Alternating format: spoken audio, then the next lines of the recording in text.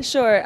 Rebel Yoga was an article that the New York Times wrote about me a few years ago, and it's become the tagline to a lot of the things that I do with the Reebok clothing line. And people describe the style as rebellious.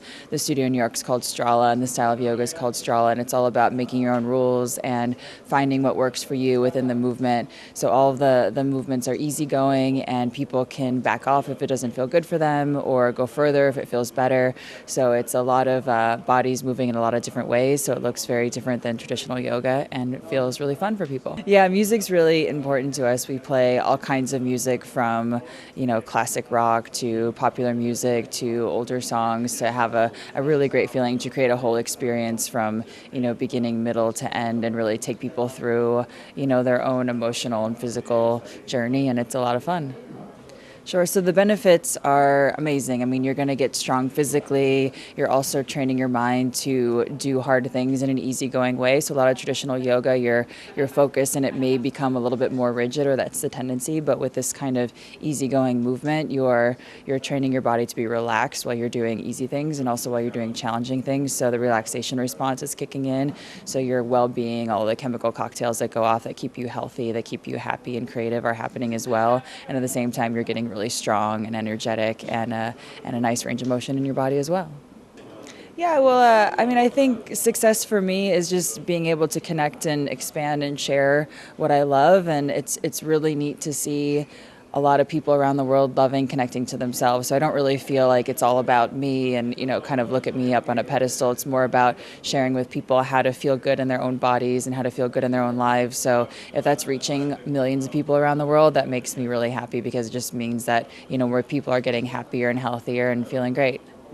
Yeah, social networking has always been really fun for me since the beginning of social networking online. I've always seen it as a big opportunity to really connect and have a conversation with people around the world. Really, whoever's listening, it's sort of the opposite of old media, where you would put something out on television and then that's it. Maybe there's a forum, but now with television, now there's online forums, and people can interact more and really kind of participate in what's happening around the world. And for me, that's exactly what I do on a local level and on a in-person level, is have that sharing experience. So social networking is really just a really simple extension of that. Well, I'm really happy to be in Madrid. It's my first time in Madrid. I've been to Spain before, but I was just in Paris, and I'm going to Tokyo in a couple weeks, so I've been traveling around the world. But I'm really happy to be here. I hope to come back soon and maybe do a big class in the park, and maybe some trainings for Strala, and have more people here leading yoga in this really fun way. So I have a lot of friends online that I'm looking forward to connecting with here tonight. And yeah, it's a big global community. Yeah.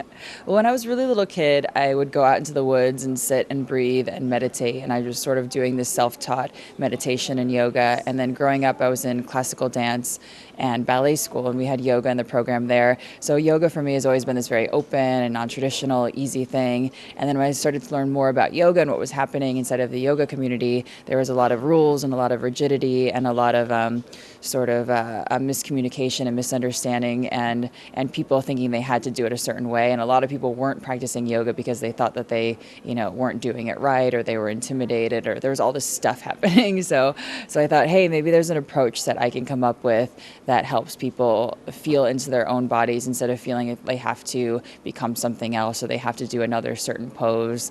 And I started leading classes this way, and one thing led to another, and it just started taking off. People like to feel good, apparently.